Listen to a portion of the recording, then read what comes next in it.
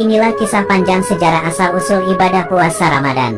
Ibadah Shaum Ramadan atau puasa Ramadan merupakan salah satu rukun Islam yang wajib dikerjakan oleh kaum muslim. Barang siapa yang meninggalkan atau membatalkan puasa tanpa ada uzur yang dibenarkan syariat, maka sungguh besar sekali azabnya. Dalam sebuah hadis dikisahkan, dahulu pada saat Nabi Muhammad tengah tidur, beliau tiba-tiba didatangi oleh dua sosok lelaki. Lalu, kedua orang itu menarik lengan dan membawa Nabi untuk menaiki gunung yang terjal. Di saat Nabi sampai pada gelapnya gunung, tiba-tiba muncul suara jeritan yang cukup keras. Kedua lelaki itu menjelaskan bahwa suara itu adalah jeritan penghuni neraka. Di perjalanan selanjutnya, tiba-tiba terlihat ada sebuah kaum yang digantung terbalik pada pergelangan kaki mereka. Nampak mulut mereka robek dan berdarah-darah. Ternyata, kaum yang diazab itu adalah orang yang berbuka atau membatalkan puasa sebelum tiba waktu berbuka. Dikisahkan, dahulu sebelum puasa Ramadan disyariatkan, ternyata ibadah puasa sudah ada sejak zaman Nabi Adam alaihissalam. Dijelaskan dalam tafsir As-Salabi, bahwasanya dahulu Nabi Adam alaihissalam pernah melaksanakan puasa 3 hari. Puasa ini dikenal dengan nama puasa Ayyamul Bid, atau puasa hari-hari putih. Sejarahnya, dahulu ketika Nabi Adam diturunkan dari surga ke bumi, maka kulit tubuh Nabi Adam terbakar matahari hingga menyebabkan kulitnya berwarna hitam. Lalu, datanglah malaikat Jibril menemui Nabi Adam dan bertanya, "Wahai Adam, maukah bila badanmu memutih kembali?" Nabi Adam lalu menjawab, "Ya, tentu saja aku mau." Malaikat Jibril kemudian berkata, "Kau berpuasalah pada tanggal 13, 14, dan 15. Nabi Adam lantas menjalankan puasa itu.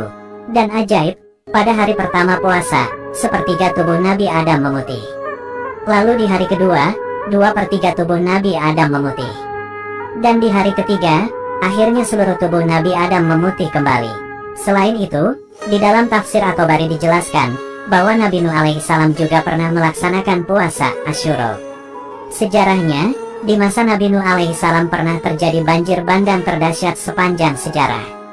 Nabi Nuh dan umatnya lalu menaiki kapal yang telah dibuat beserta hewan berpasang-pasang. Ketika peristiwa itu, Nabi Nuh dan penumpang kapal melaksanakan puasa.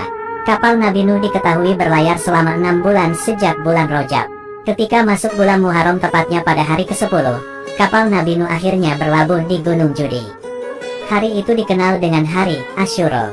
Sebagai rasa syukur kepada Allah Subhanahu wa Ta'ala, Nabi Nuh alaihissalam lantas melakukan ibadah puasa Asyura.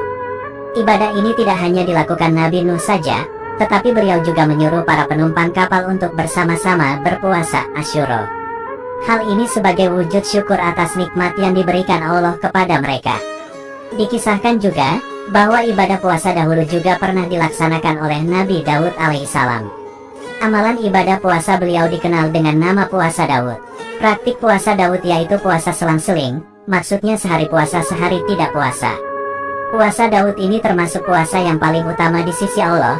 Model puasa ini dianggap lebih berat karena sehari melawan nafsu sehari tidak.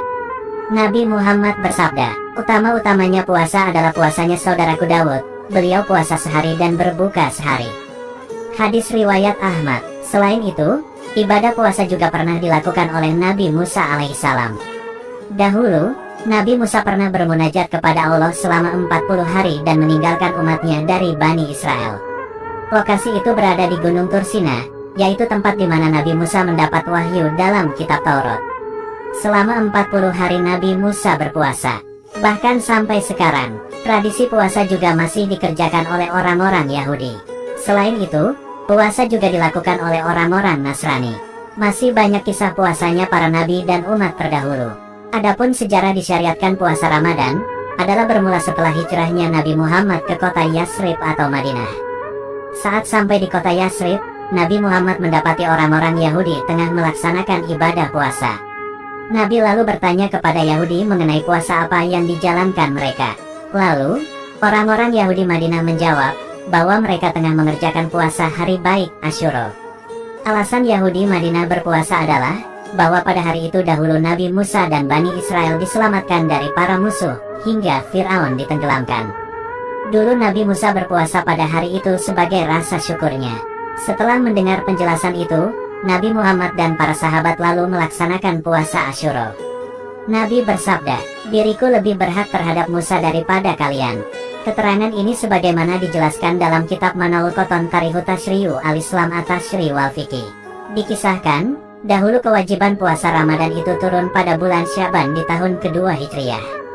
Allah Subhanahu wa Ta'ala menurunkan perintah kewajiban puasa Ramadan, yaitu pada surah Al-Baqarah ayat 183 hingga 185. Kewajiban puasa Ramadan sendiri tertera jelas dalam surah Al-Baqarah ayat 183. Allah Subhanahu wa Ta'ala berfirman yang artinya, "Hai orang-orang yang beriman, diwajibkan atas kamu berpuasa sebagaimana diwajibkan atas orang-orang sebelum kalian agar kamu bertakwa." Quran Surat Al-Baqarah ayat 183. Pada surah Al-Baqarah ayat 184 dijelaskan, pada awal berlakunya puasa Ramadan, dahulu umat Islam masih diberikan kebebasan pilihan, yaitu, bagi yang fisiknya kuat boleh memilih antara berpuasa atau membayar fidyah jika kesulitan puasa. Namun, tetap puasa lebih utama. Lalu, ketika umat Islam sudah merasa terbiasa berpuasa, barulah aturan pilihan fidyah dihilangkan bagi orang yang kuat berpuasa secara fisik. Hal ini sebagaimana keterangan dalam surah Al-Baqarah ayat 185. Pada mulanya, batas kewajiban umat Islam berpuasa adalah sampai maghrib tiba. Setelah berbuka, mereka masih boleh untuk makan, minum, dan melakukan hubungan suami istri. Kebolehan itu berlaku sampai mereka sholat isya dan tidur. Setelah itu, mereka tak boleh makan, minum, dan berhubungan suami istri sampai waktu berbuka puasa lagi. Namun, dalam perjalanannya ketentuan itu dirasa berat bagi umat Islam hingga banyak yang melanggaran larangan berpuasa. Karena keluhan dan keberatan itu, barulah Allah Subhanahu wa Ta'ala menurunkan surah Al-Baqarah ayat 187 yang menjelaskan kelonggaran aturan berpuasa, yaitu, diperbolehkannya umat muslim untuk makan, minum, dan berhubungan suami istri selama malam Ramadan sampai terbitnya fajar. Turunnya surah Al-Baqarah ayat 187 ini tentunya sangat disambut bahagia dan senang hati oleh seluruh kaum muslim. Dan, kebahagiaan nikmat itu masih bisa kita rasakan hingga sekarang ini. Wallahu a'lamu bishawab.